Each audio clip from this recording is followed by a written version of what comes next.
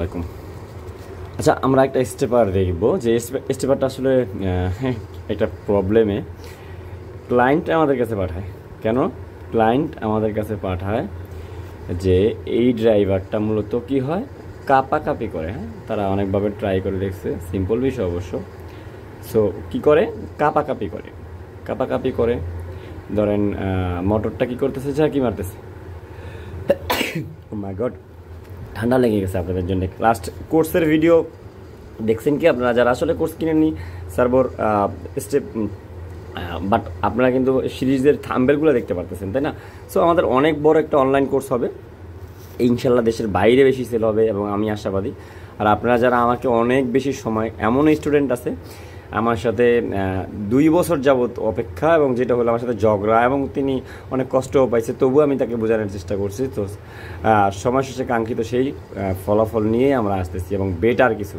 এই শুরুটা আমরা কোর্সের সার্ভো থেকে শুরু করছি। ওকে, তো এটার আলোচনায় আসি। কি করা হচ্ছিল, আমরা এইটা রিসিভ করার পরে যেটা হলো, আমরা একটা ট্রায়াল দিয়ে দেখি না।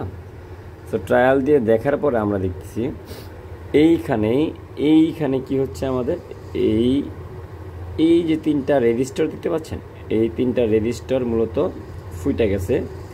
দেন এইখানে যেই ট্রানজিস্টরটা ছিল, যেটা পাওয়ার সুইচিংয়ের কারণ বা পাওয়ার, আমাদের এইখানে 48 3844 বি, হ্যাঁ, এরকম একটা পিডব্লিউএম আছে।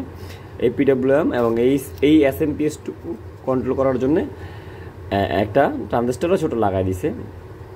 আর এই হলো এর ড্রাইভারের যে কি বলে আমাদের ডেমোটা দেখতে। আচ্ছা, আমার ক্যামেরাটা অনেক ক্লিয়ার মনে হচ্ছে, তাই না?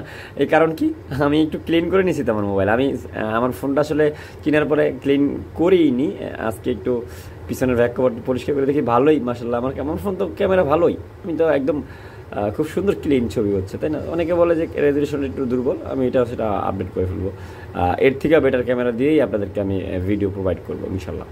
সো যেটা বলতে নিয়েছিলাম, তো এটা একটা পার্ট, এই ট্রানজিস্টর সেটা খারাপ ছিল আইআরের। সো সেটা আমরা কী করলাম, পরিবর্তন করলাম, এবং আমরা একটা নতুন আমাদের সাথে দেখতে পাচ্ছেন নিয়ে নিচ্ছি, এবং এটা মিলিয়ে আমরা কি করছি, এন চ্যানেলের যেহেতু আমরা লাগিয়ে ফেলছি বা লাগাচ্ছি, হ্যাঁ। আর এখন যেটা করবো সেটা হলো পিডব্লিউএমটা আমরা চেঞ্জ করবো, আর এই রেজিস্টারগুলো আমরা পরিবর্তন করে দিব। করে দেওয়ার পরে যেটা হবে, আমাদের এই এসএমপিএস পার্টটা পাওয়ার আসবে, আর এটা রান হয়ে যাবে সিম্পলি। সো এরপরে যেটা হয়, সে যেহেতু বলছে কাপাকাপি করে, মানে কাপাকাপি যেহেতু করে, তার মানে তার এই এসএমপিএস ভোল্টেজের কারণে, এসএমপিএস ভোল্টেজ দেওয়া যেহেতু এই ড্রাইভিং সাইডটা ড্রাইভ হয়, সো সেইখানে লো ভোল্টেজ পাইছে। লো ভোল্টেজ পাইলে তো আমরা জানি আমাদের এই সুইচিং ফ্রিকোয়েন্সি কমে যাবে।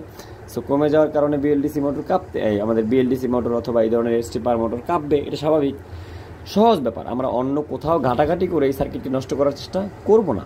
কানে ধরছি, করব না, কানে ধরুন, করব না, ঘাটাঘাটি করব না। দিস ইজ সার্কিট, যেমন দিবে কাস্টমার তেমনই হবে। আমি বলেই সবসময় একটা জিনিস, আপনারা যে 2-1টা কম্পোনেন্ট নিয়ে কাজ করেন, খারাপ জিনিসটা খুঁজে বের করেন। আমি এই যে এটাকে খুঁজে বের করার পরে আবার কিন্তু সেটা দেখার পরে আবার আমি এটাকে এখনও খুলিনি, আমি আগে সেম চিপ এবং সেম রেজিস্টার কানেক্ট করার পরে আমাকে এটা খুলতে হবে, নিয়ম এটা, হ্যাঁ।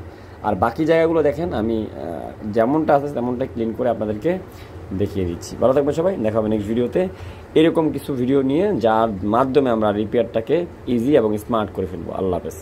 আর আমাদের কোর্সের বিষয়ে তো বললাম যে কোর্স, যারা সার্ভো এক্সপার্ট হতে চান, মাস্টার লেভেলের এক্সপার্ট, ইজিলি কিছু ধারণা যা ক্র্যাক করে ফেলতে পারবেন আপনি আপনার যে ইলেকট্রনিক্স নলেজকে, আপনি এই সার্ভো ড্রাইভকে খুব ইজিলি স্টেপ বাই স্টেপ কীভাবে সলিউশন, দ্রুত প্রবলেম গেইন, মানে কীভাবে ইরোর ফাইন্ডিং করবেন, এই বিষয়গুলো, আবার কোন পার্টটা নিয়ে কাজ করবেন, কোন ফল্ট হইলে কোন সাইডে কাজ করতে হয়, বিষয়গুলো নিয়ে আমাদের এই কোর্সে প্রপারলি আলোচনা হচ্ছে। এবং শুধুমাত্র সার্ভো ড্রাইভ তা না, আমরা VFD, BLDC motor, stepper motor এবং hybrid servo motor, HMI PLC সবগুলো আমরা এখানে কানেক্ট করবো আস্তে আস্তে। হ্যাঁ, আমাদের কোর্সের সিরিজটা অনেক বড় হবে।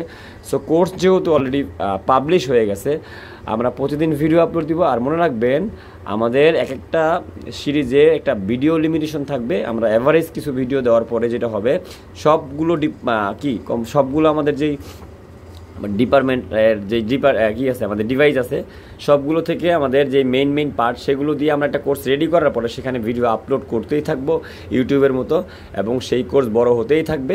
এবং মানুষের যত প্রয়োজন আছে ইলেকট্রনিক্সের, এই পাওয়ার ইলেকট্রনিক্সের, সবাই এই সমাধানটা ওই কোর্স থেকেই পেয়ে যাবেন। তাকে বারবার এক্সপার্ট, অ্যাডভান্স এই নামে বিভিন্ন নামে কোর্স ক্রয় করতে হবে না। এবং বারবার আপনি আসলে নতুন ডিভাইস আসলে কোথায় শিখবেন? আপনাকে ইন্ডাস্ট্রি 4.0 পর্যন্ত আল্লাহর রহমতে আমি আপনাকে সাপোর্ট দিয়ে যাব, যদি আমরা ভালো থাকি, সুস্থ থাকি, ইনশাল্লাহ। আল্লাহ হাফেজ, দেখা হবে নেক্সট ভিডিওতে।